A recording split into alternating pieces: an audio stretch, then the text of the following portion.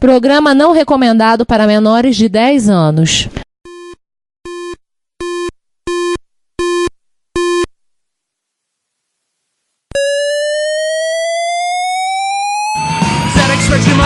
Dragon Vic and Oid 1, Commodore 64, Amsterdam and Acorn Electron, cheaper BBC Micro.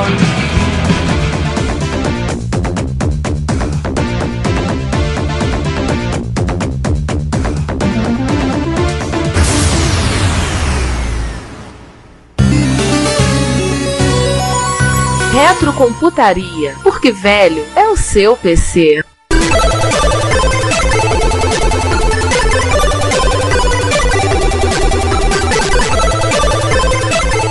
Agora vamos dar um pulinho na Espanha, atravessar a raia. Porém, vamos ficar no Sinclair. A empresa Investrônica, acho que é assim que se fala, né? Investrônica, tem um acento. Investrônica. Prometi mesmo que um dia eu vou aprender espanhol, não sei quando. Sabe de nada, inocente. Ela é distribuidora da Sinclair Research em território espanhol. E aí, ela, incluindo outras coisas, ela adaptou o TOSIREC, que é o Spectrum 128, para as novas regulamentações governamentais espanholas. Aquelas não achará. Ou seja, N contínuo no teclado, e aí tem aquela história de aumentar a memória, né? Essa história é interessante, né? A memória da máquina para 128K para fugir do acréscimo de 15 mil pesetas à unidade na alíquota de importação dos equipamentos, com memória RAM igual ou inferior a 64K de RAM. Sim. Ou seja, a máquina vinha com 64K, pagava um valor. Se a máquina vinha com 128, ela pagava menos na alíquota de importação. E considerando que um Spectrum custava em torno de 40 mil pesetas, 15 mil pesetas era quase metade do preço dele. Fica puxado, 37,5% de aumento. Não dá, né? Aí você bota uns chipzinhos de memória, foge da alíquota, né? Dessas posturas. Só que assim, eles fizeram esse negócio, botaram uma memória, mexeram na ULA, permitiram que o Spectrum usasse essa memória extra. Alguns jogos até utilizam para trocar páginas de vídeo. E por conta disso, o Spectrum 128 foi lançado primeiro, oficialmente na Espanha, em setembro de 85. Aliás, é a data da aprovação do decreto. Foi feito especialmente para a Espanha. A justiça é muito injusta. E custando a bagatela de 44.250 pesetas. Por conta do excesso de estoque que havia do Spectrum Plus na Inglaterra, o Spectrum 128 só foi lançado 5 meses depois, em janeiro de 1986, isso na Inglaterra. Agora, gostei do nome da empresa. O nome dela abreviado também, Indescomp. Agora, em espanhol, o nome é esticar o nome completamente, né? Investigación y Desarrollo de Computadoras. Lembrando que investigação não é investigação, é falso cognato. Investigação é pesquisa. Agora não me pergunte como se fala investigação, que eu esqueci. Curioso, podiam usar coordenadores e computadoras e ordenadoras, né? Durante a pesquisa da pauta, eu fiquei confuso, porque tinha lugares que chamavam computadores de computadora, de computadores, de ordenadores. Ou seja, acho que depende muito de quem tá olhando. O espanhol é uma linguagem muito esquizofrênica.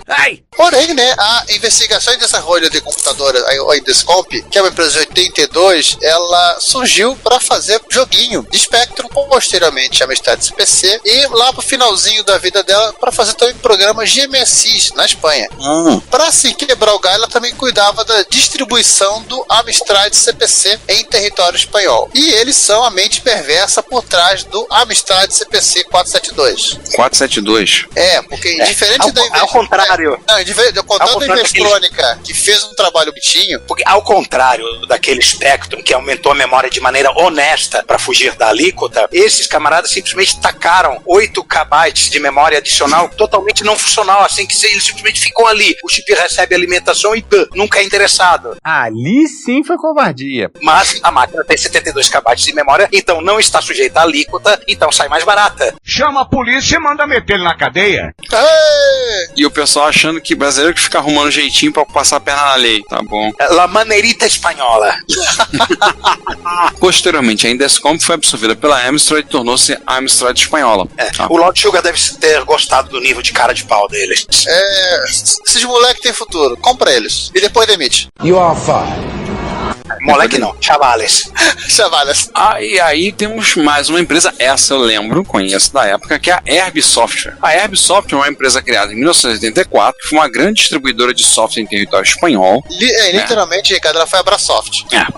Exatamente, ela foi a Brasoft espanhola, né? Trazendo títulos de companhias como a Ocean, a Gremlin Graphics na década de 80, a Sierra Online, LucasArts, Infogrames e até a Nintendo na década de 90. Ou seja, dá pra perceber que ela era uma empresa de grande porte. Em 1987, abusando do seu poder, ela reduziu o preço dos produtos que ela vendia de 2.000 pesetas para 875 pesetas, ou seja, o preço seria o equivalente a já 5 euros. Sim, todos os jogos que ela vendia a partir de 5 euros. 5.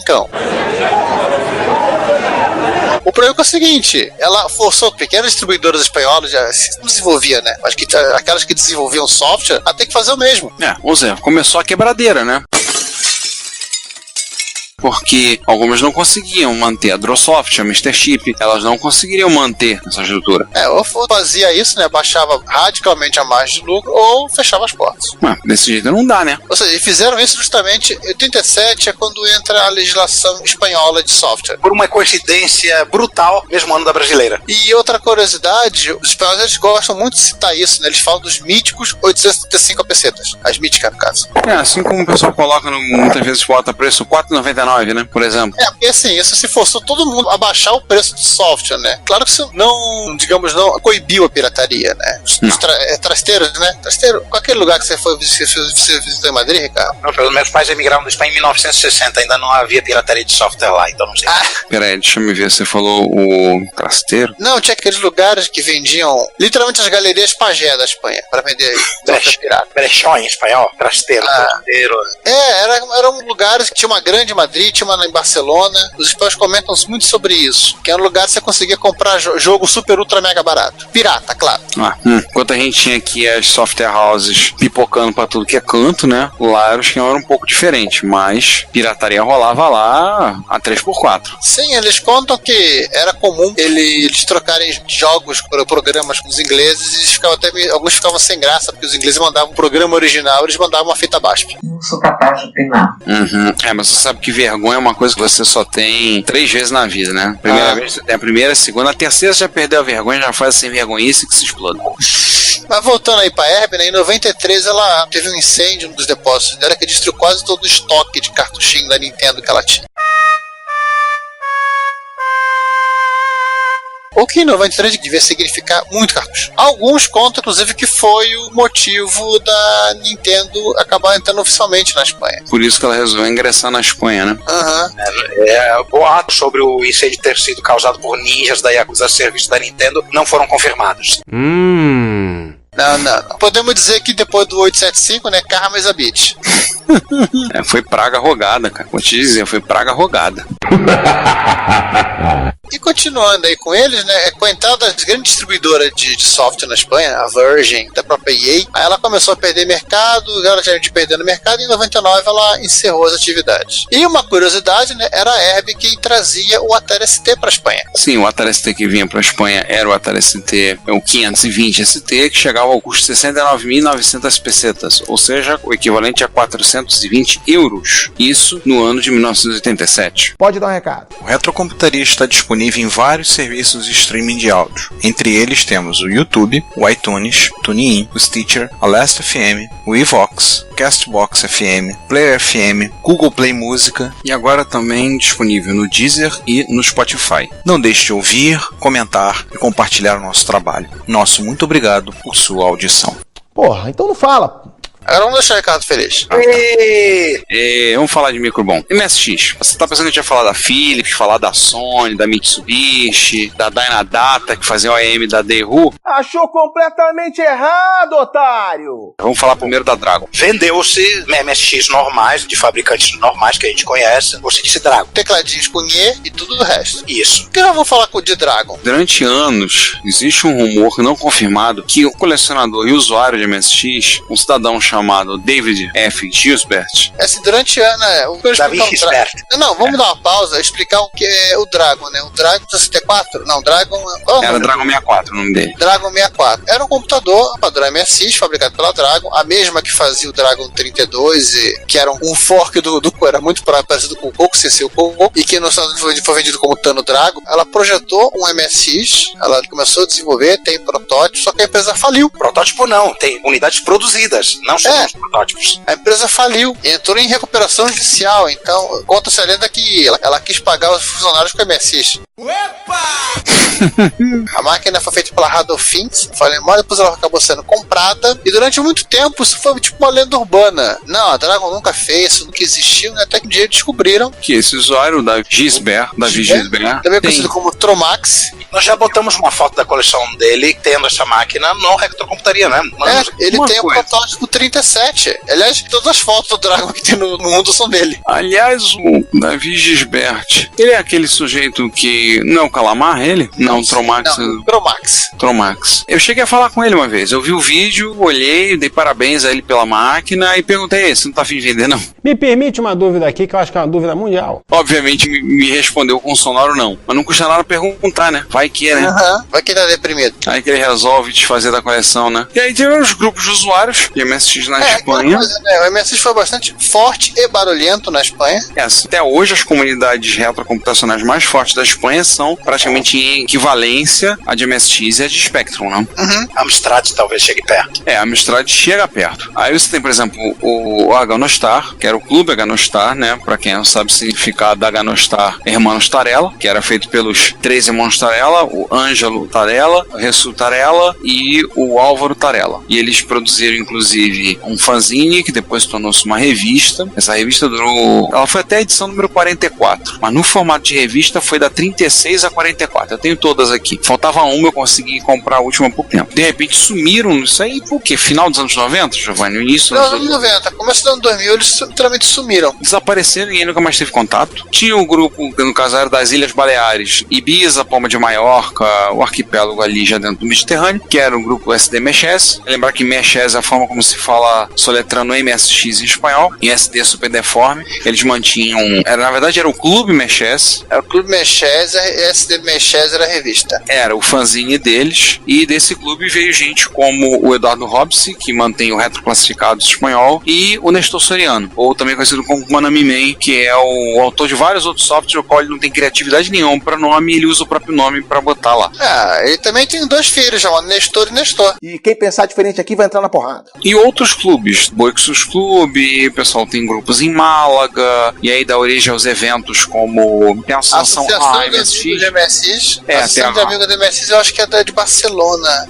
Sim, são de Barcelona, sendo que organizam as RU de Barcelona. A RU Barcelona tá nativa até hoje, eles estão com 26 anos. Há 26 anos eles fazem 2 eventos grandes por ano. Estão na evento acho que 54 por aí. E normalmente em junho e dezembro, às vezes eles botam para novembro ou puxam para maio, mas normalmente é junho e dezembro, um sábado em Barcelona. E aí tem vários outros grupos de usuários em MSX, assim, a comunidade espanhola é muito forte, muito barulhenta. Você vê isso em toda a MSX Dev, né? Mas isso fica para depois, para daqui a pouco. Sim. Enquanto a Commodore, Amiga, Atari, tem maiores informações, né? Eu vejo recentemente um ou outro usuário espanhol de Commodore 64 e também de Atari 8-bit. Mas assim, vou falar assim, não são grupos, né? Eu falo de indivíduos. Alguns até andaram aparecendo recentemente por conta de porte de versões, esse tipo de coisa, mas parece que esses computadores não tiveram tanta entrada assim na Espanha e também em Portugal também. Commodore Amiga é muito curioso, assim, realmente eu procurei, achei também alguns usuários, mas nem tanto. Por mais que eu saiba que o Workbench ele tinha localização para espanhol e tinha também localização para português de Portugal. Então eles deviam ser vendidos, tinha lá, estava disponível, mas a gente não acha muita informação desses caras. Eu lembro de procurar no Recordo Computaria, tem um site de Amiga português, mas parece ter sido assim, bem nicho. Assim, mesmo em Portugal tem alguma coisa hoje em dia ainda de Spectrum, que eu tenho que fazer a revista Spectrum, tem o Retroshop, né, vende coisa lá, mas é uma coisa bem mais nichada, é mais limitada. E aí, tirando isso, clone de PC, né, final da década de 1980, o preço médio de um PC clone custava o equivalente a 3 mil euros. Ou seja, 500 mil pesetas, se comprava 10 Spectrum, só dava troco. E aí a Amstrad resolveu vender os seus clones, o PC 1512 e o PC 1640, com preços a partir de 1.080 euros. Isso em 1986 e 1987. Ou seja, com isso, ela deu uma empurrada para baixo no preço e aí deu uma alavancada para o mercado de PCs. Que aliás é uma coisa que a gente comenta recentemente no Repórter Retro, daquele vídeo do PC da Commodore, que ele foi feito para concorrer com esse modelo aí. Sim, vou fazer um modelo mais barato para poder competir no mercado, né? Afinal das contas, o pessoal lá comprando para empresas, né? E aí eu pergunto a vocês, já falamos de hardware, falamos um bocado de hardware, falamos de alguns grupos de usuários, falamos de comunidade e software. Vamos falar de software. A era do bronze do software espanhol, né? falavam era de ouro, mas na verdade tava mais para era do bronze, né? Eu já vi espanhóis falando que não foi tão ouro assim. Vamos começar com um título pitoresco. Portugal, né? Sim. Vixe, isso. Paradise Café. Gente, esse negócio é uma mistura de roubo grande de autos e roupa bonita. Cara, isso aí é um GTA antes do GTA, tá pensando o quê? Para com essa porra aí, meu irmão! Só atrocidade, né? Mas assim, em tese, é o mais popular jogo português para esse Spectrum. E que inovou assim, ao tratar de temas como prostituição, assalto, tráfico de drogas, estupro, etc. Entenderam, crianças? Porque eu falei que isso era o GTA antes do GTA? Por causa disso. E tem um pouco de lei do Shoot Larry também, né? Só que sem censura. Tem um sitezinho lá no wasd.pt que vocês vão encontrar fotos, inclusive. Então, screenshot, pra quem gosta de screenshot. Ter explicações a respeito. E antes que eu me esqueça, cuidado com o Reinaldo. Que isso, rapaz? Isso é maconha, meu. Sim, não sabemos porquê, mas tenha cuidado com o Reinaldo. Cuidado com o Reinaldo. Mas antes que você ache que português só fez safadeza pro Spectrum, tem pelo menos mais alguns softwares que foram feitos. Um é o Alien Evolution, um jogo de 1987. Interessante, são duas que foram distribuídos. O Alien Evolution foi distribuído pela Herb na Espanha e pela Gremlin na Inglaterra. Na Inglaterra, né? O jogo é até simpatiquinho, o jogo é Filmation 2, pelo menos a tentativa de ser, né? Escrito pelo Marco Paulo Carrasco e o Rui Manuel Tito. E o Clímax, que é de 1990, o Alien Evolution de 87, que é escrito além desses caras, pelo Carlos Leotti. Só pra lembrar que o Marco Paulo Carrasco participou do desenvolvimento de alguns outros softwares, tá? Não foi só esse, ele participou e também desenvolveu alguns aqui que aí já vieram em compilações, alguns um pouco antes, como por exemplo o Megatron, o Moon Defenders, o Mr. Gulp e super programas em Basic e código máquina. E o principal, ninguém até hoje assumiu que fez o Paradise Café. Não começa não. Tem um blog português que tá se pedindo, por favor, foi você que escreveu o Paradise Café, nós queremos entrevistá-lo. Quase tentando descobrir os caras que fizeram Batman Feira da Fruta, né? Por aí. Vale dizer que o Rui Manuel Tito, que participou do desenvolvimento do Alien Evolution, também participou do desenvolvimento de um outro jogo chamado Clímax com K. Esse foi distribuído na Inglaterra pela Hilson Consultants. Ele fez junto com o Carlos Leotti e com o MF Valente. É um jogo de labirinto, também com efeitos em 3D, então isométrico, gráfico 3D. É simpático também, o jogo bonitinho. Não foi só Paradise Café que Portugal fez, tá? Esse, no caso, ele só participou desses dois jogos já citados e do mesmo a coleção das super programas em Basic e código máquina. O software espanhol, aí é um caso à parte, porque, cara, tem muita coisa. Foi uma produção muito grande, volume. Sim, não só em termos, vamos dizer, pra MSX, não. Pra MSX, pra Spectrum, então é maior ainda. Pra Amstrad, o que tá assim, e até alguma coisa que foi feita já pra PC, a Dynamic, ela chegou a produzir pra Amiga, não foi muito bem sucedida nisso, mas ela chegou a produzir jogos pra Amiga e por aí vai. Ela produziu pra PC, depois ela foi rebatizada pra Dynamic Multimídia. A gente vai ter que ter um episódio à parte, só pra falar da era de ouro do software espanhol. La Edad de Ouro. La Edad de Ouro. Mas o interessante dessa prolífica produção de videogames é que havia um aspecto cultural, né? Muitos jogos eram baseados em aspectos da cultura espanhola, tanto antiga quanto contemporânea. A cultura pop, por assim dizer, né? Temos um faroeste espanhol do século XIX, né? Sim. Curro Jiménez, eu achava que era jogo de futebol. Pelo nome dele eu achava que era de outra coisa, mas deixa pra lá. Coitado do Jiménez. Não, eu não estou legal hoje, não estou legal, eu preciso de tratamento. Segue o barco. Vamos lá, o Curro Jiménez, ele foi lançado pela Ziggurat, que é o nome pela qual a Made Spam foi renomeada a partir de 88, eu acho. Ele foi lançado para Amstrad CPC, para MSX e para Spectrum, em 89, e é baseado num personagem da série TV homônima, que era veiculada pela televisão espanhola, que foi veiculada entre 76 e 79, que basicamente eram as aventuras de um grupo de bandoleiros da Andaluzia no século XIX. Aliás, os episódios tem no YouTube, tá? A TVE liberou vários seriados. Então, não tem Bang Bang Spaghetti? Então, tem Bang Bang Paella também. O Bang Bang Paella. Bang Bang Paella é ótimo. Eu tava olhando uma coisa que eu me lembrei quando eu estive lá na Espanha, que eu vi uma marca de uma rede de lojas que tem na Espanha, que é aquela rede Alehop, né? Uma lojinha pra comprar trecos, coisas curiosas, baratinhas, fofinhas que tem pela Espanha toda. O símbolo é uma vaca. Mas Alehop também é o nome de um jogo que saiu pra MSX e pra Spectrum, distribuído pela Herb, feito pela Toposoft, que era que você controlava uma bolinha. pilotando a bolinha por labirintos. Então, assim, eu tava tentando ver se buscar alguma relação entre eles. Se havia alguma relação, não achei. A Le Hop é uma espécie de caça e vídeo da Espanha. É por aí. Continuando, fala do Capitão Trueno.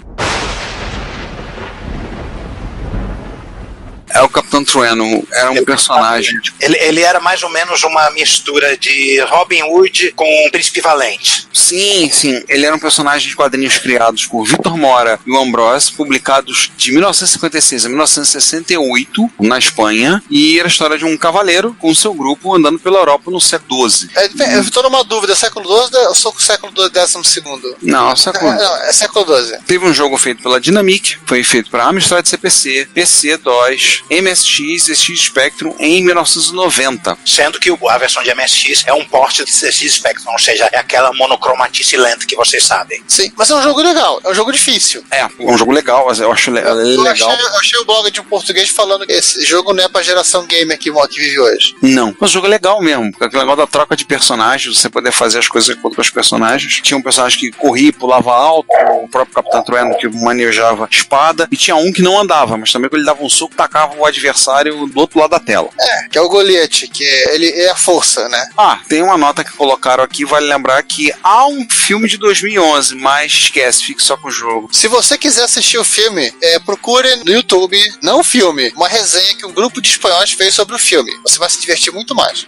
Veja por sua própria conta e risco. A resenha deles é fantástica. Eles conseguiram zoar o filme em todos os aspectos. Mas nós não paramos com heróis medievais espanhóis, não. Não, tem mais ainda. E esse é da vida real, né? Esse é da vida real. El Cid. Ele foi lançado pela DOS Software, é do mais antigo aqui da série, para Amstrad CPC, MSX e SX Spectrum. E ele é baseado no personagem, né? O Rodrigo Díaz de Vivar, que foi o príncipe de Valência e conhecido pelos mouros como El Cid, que foi um líder militar da Espanha medieval e que viveu por ali no século IX. Sim, eu lembro. Eu não lembro se eu joguei El Cid no MSX, mas eu lembro sim. Foi lançado pela Drosoft para Amstrad CPC, MSX e SX Spectrum no ano de 1987. Eu vi o filme com o Charlton Heston. Aliás, quando passou na Globo, meu pai me disse: você vai ver esse filme. Você está intimado a ver esse filme. Esse filme aí, só ponto forte. Eu assisti esse filme. Vale a pena. A imagem de abertura do jogo foi usada pela Knight Software, empresa anteriormente citada aqui nos podcasts. Era a imagem da capa do jogo El Cid, que era usada com a propaganda da Knight. Era o mascote.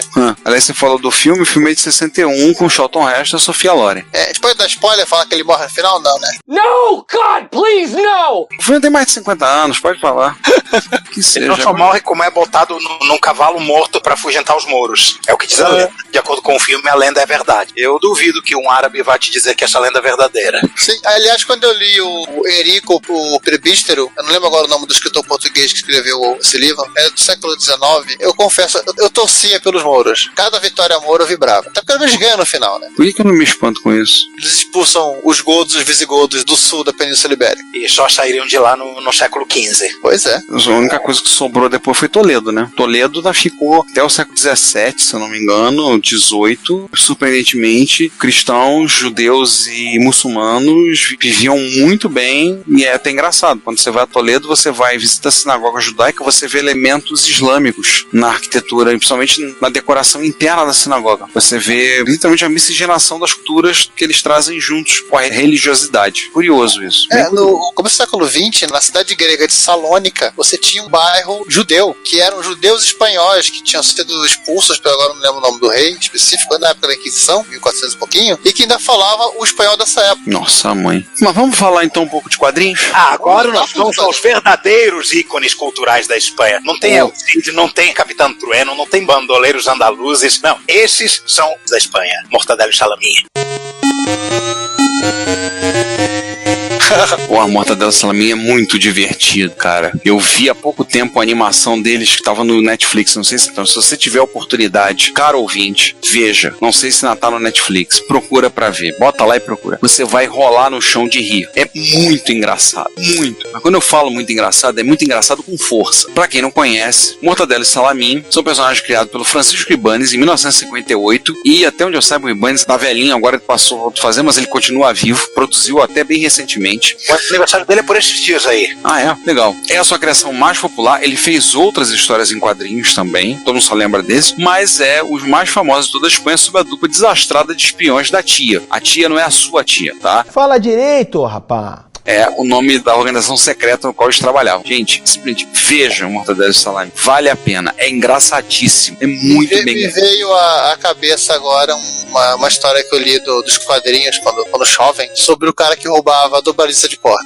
Eles investigavam o caso do ladrão. Por que você rouba a dobradiça? Porque eu gosto do barulho. Aí quando ele fechava a dobradiça, amassava o nariz da pessoa. Lembrei do que significava tia. Técnicos de investigação aeroterráquea. E agora lembrei, investigação além de pesquisa também significa investigação. Ah, tá. Então assim, foram 2 jogos, Mortadelo e Filemon, aí em inglês Clever and Smart, não tem graça nenhuma, feito pela Drosoft com versões para Amiga, Amstrad CPC, Atari ST, Commodore 64, MSX e ST Spectrum, saiu em 1988. Ricardo, uma curiosidade aí. O nome Clever and Smart, por incrível que pareça, não é o nome do Mortadelo e Salami em países de língua inglesa. Em países de língua inglesa, eles usam Mortadelo e Filemon, o mesmo nome em espanhol. Clever and Smart é na Alemanha. Não me pergunte por quê. Aí ele tá complicando mais, Rogerinho. Caramba.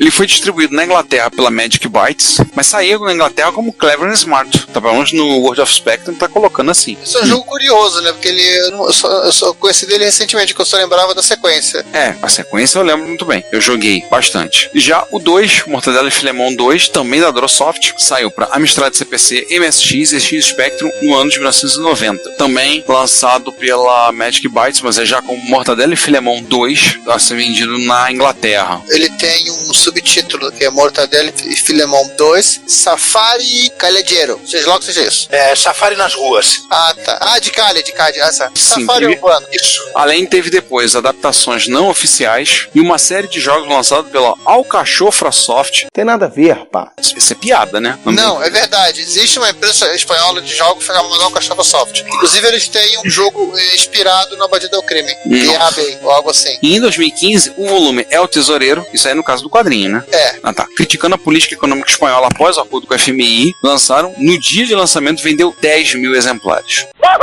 vocês terem uma ideia de como é o quadrinho mais popular da Espanha. Eu lembro de ler Mortadelo e Salaminho no jornal do meu pai. Meu pai lia, comentar, rolar de rir um bocado com as histórias, e eu lembro de ler no jornal também assim. Depois, principalmente, acho que eu tenho até na minha coleção de quadrinhos, eu tenho algum material dele, saiu pouca coisa no Brasil, mas assim, se você tiver a oportunidade, veja as animações. Tem uma feita em computação gráfica recente, tá no Netflix, eu assisti. Tem outras, não sei se tem todos no Netflix, mas tem algumas. É simplesmente hilário. É pra tem você... filme? Sim, tem filme com atores, sim. O filme é legal. O filme eu vi, é legal. Quem publicava no Brasil os quadrinhos era a editora VEC, se não me falha a memória, final dos anos 70, mas eu já conhecia eles antes disso por causa de revistas que meus parentes traziam pra Espanha. Na Tio Vivo, exatamente essa revista onde eu fiquei confuso com o alfabeto espanhol. A mesma. E nessa mesma revista também tinha outros personagens do Ibanez. O traço dele é inconfundível. De olhar pro personagem, você sabia que era desenhado por ele. Bem, além do Mortadelo e Salaminho, existiram jogos que saíram fazendo alusão a celebridades do mundo esportivo. Então, por exemplo, Emílio Butragueño, jogo de futebol. Emílio Butragueño foi jogador da seleção espanhola. O Aspar, que era um piloto de moto velocidade, teve o Aspar GP Master. Tem o Carlos Sainz, que era um jogo de rally, e vale lembrar que o filho do Carlos Sainz está hoje em dia na Fórmula 1. Sim, na Toro Rosso, se não me falha. Não, ele mudou de equipe. Peraí. O nosso especialista em Fórmula 1 pode dar melhores informações a respeito. Mas o que eu me lembro é que o Carlos Sainz era piloto de rally, foi campeão mundial de rally, teve o jogo relacionado a ele. Ele mudou pra McLaren agora. Ele estava no Toro Rosso até o final do ano passado. Tem o Fernand Martin, que era um jogo de basquete, que saiu pela Dynamic, se eu não me engano. E era um jogo tem um de tênis também, que é um jogador espanhol de tênis. Esse eu não lembro mesmo. Sérgio Bruguera? Não lembro agora. Lembro de ter fuçado e acabar em contato. Mas eu vou falar o seguinte. Se você quiser enviar um comentário, crítico, construtivo, elogio ou contribuir com as erratas desse episódio, não hesite. Faça! Nosso Twitter é @retrocomputaria, nosso e-mail é retrocomputaria@gmail.com e nossa fanpage é facebook.com/retrocomputaria. Ou deixe seu comentário no post desse episódio em www.retrocomputaria.com.br. Como sempre dizemos, seu comentário é nosso salário. Muito obrigado e até o próximo podcast. Mas acabou o programa já, então não vai dar tempo de falar. Vamos falar do esporte que une os ibéricos. Futebol. Futebol! Você tava achando que a gente ia chegar ao final do episódio sem falar de futebol? Morou! É claro, é o esporte preferido da Península, o segundo esporte favorito da Península Ibérica, o primeiro é botar azeite em tudo.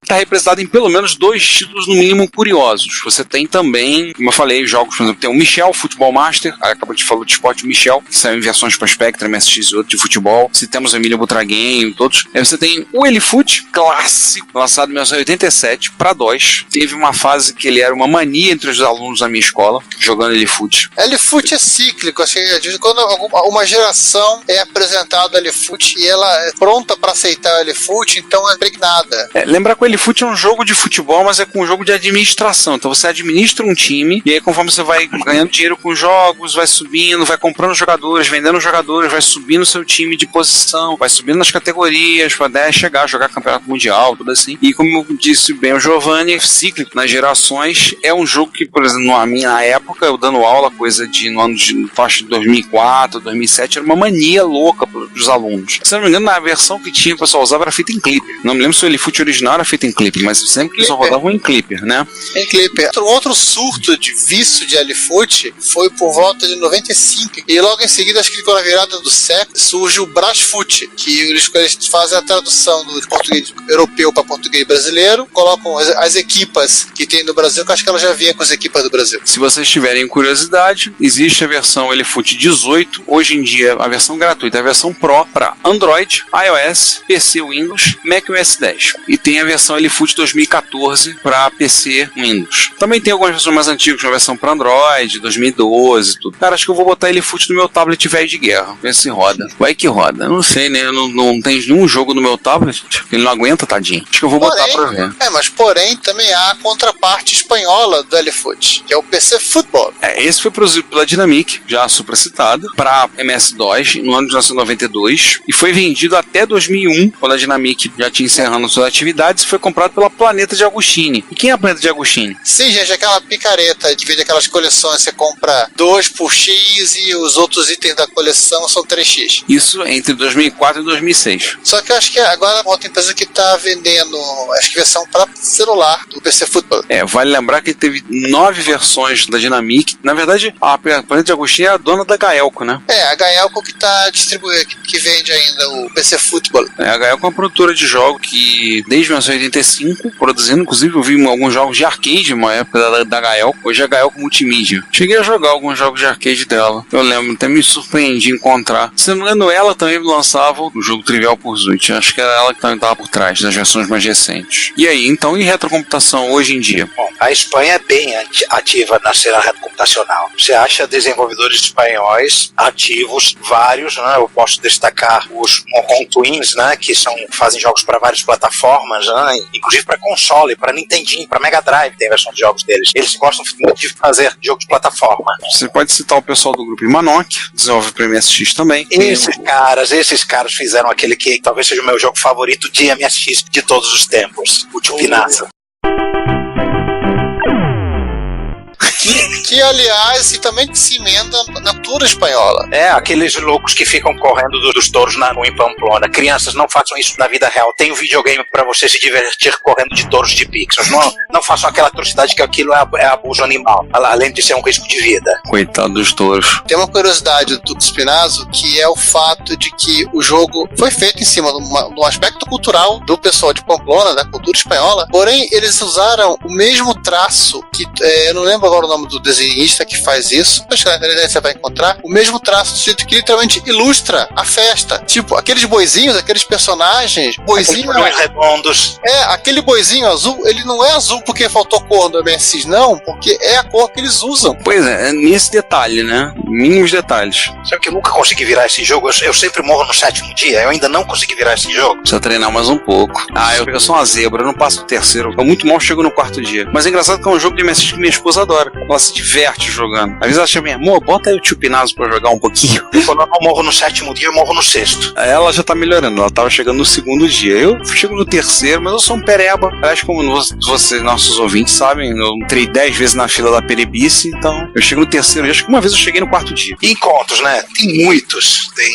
Tem os encontros agora retrocomputacionais maiores, então a Retro Málaga, Retro Sevilha, Retro Corunha, em La Corunha, tem a Retro Madrid, a gente até comentou recentemente recentemente que a Retro Madrid ela vai se tornar bianual. É o maior evento computacional, talvez um dos maiores do mundo. E aí tem um Fudeba aí presente aí que teve num desses encontros, pode falar um pouquinho melhor como é que foi a Retro Madrid. Mas tem a Rua MSX, do grupo de usuários do pessoal da AMSX, em Barcelona. Não é na Rússia, não. Não é na Rússia, não. Apesar de que o nome deixa indicar, não é na Rússia. É porque a RU é de Reunião de Usuários MSX. Esse ocorre em Barcelona e tem vários encontros acontecendo, principalmente na Espanha. Como eu já falou, uma comunidade bem ativa, não só de MSX, mas de outras plataformas. A comunidade de Amstrad está crescendo lá. Inclusive, recentemente eles lançaram um livro sobre o Amstrad, um livro muito bonito, sinal.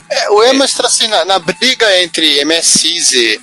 Acho que tecnicamente a briga era entre Spectrum e Amstrad. E o MSX ficava no meio. O pessoal do Spectrum ressurgiu para fazer coisas novas, do MSX fazer coisas novas. O pessoal do Amstrad parece que demorou um pouquinho mais, mas também voltaram a toda. Então tem muita coisa aparecendo na comunidade espanhola. Há um povo aí fazendo hardware, mas o forte deles, felizmente, está sendo software. Hardware já tem muita gente trabalhando. Se não fosse a Espanha, a quantidade de produtividade da MSX reduziria pela metade.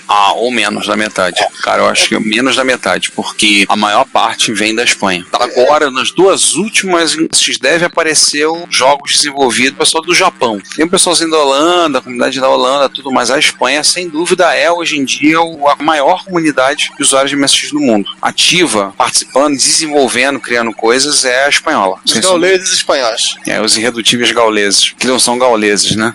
Mas tem uma galera aí que é parentada, né? Houve celtas lá na Galícia. Aqui e ali você vê um espanhol de olho azul, é porque ele veio da Galícia e é celta e é parente do pessoal da Harmônica lá do Asterix. É um povinho muito marrento. Aliás, falar podre, a gente conversou aí há 2 episódios atrás com o Vitor Truco. Ele contou algumas coisas aí, algumas experiências que ele teve com até alguns usuários espanhóis que andaram perturbando ele por conta da produção, por conta do rádio, como é que são as coisas, andaram chiando aí. Ele só recebeu uma carta aberta, nada mais. Espanhol é um povo muito pentelho, só não é mais pentelho do que polonês. Para com essa sacanagem! Ei, negócio é esse. Bom, acho que finalizamos, né? Já cobrimos tudo que poderíamos imaginar e certamente há muito mais que não apareceu nesse episódio que vai aparecendo. E se você quiser saber mais sobre coisas vindas da Península Ibérica, é só pegar as tags correspondentes no nosso blog, que a gente publicou muita coisa a respeito de Espanha e de Portugal ao longo dos anos. Sim. É mais fácil falar, procura pela tag Espanha ou pela tag Portugal lá no Rádio Computaria. Procure pela hashtag Espanha no Rádio Computaria. Então, podemos encerrar? Podemos encerrar sim. Então, agradecer a você que tem nos ouvido até aqui. Muito obrigado. Espero que vocês tenham curtido. Nós vamos voltar em breve, ou daqui a muito tempo, não sei, falando aí do software espanhol. Como a gente falou, a produção é muito grande, então a gente decidiu parar um pouco, não falar. Agora, senão a gente vai ficar falando o dia inteiro. Tem muita história também pra contar a respeito deles. Sim. Acho que só o Badia del Crime seria um outro episódio. Nem fala. Merece dossiê. Não teve dossiê de Doom, não teve dossiê de Elite, então. Esse jogo merece dossiê. Já pode incluir ele na lista de promessas infinitas. Na lista de pauta, né? Pode cadastrar lá no Factor S lá.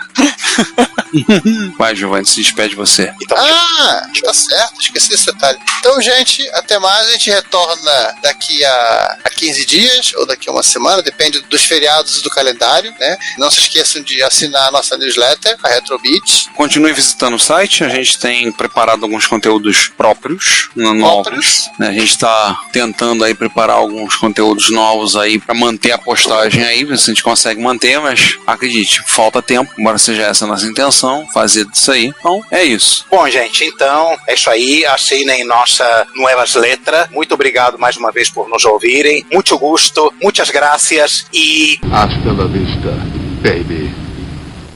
Viva Estado Retro Computaria.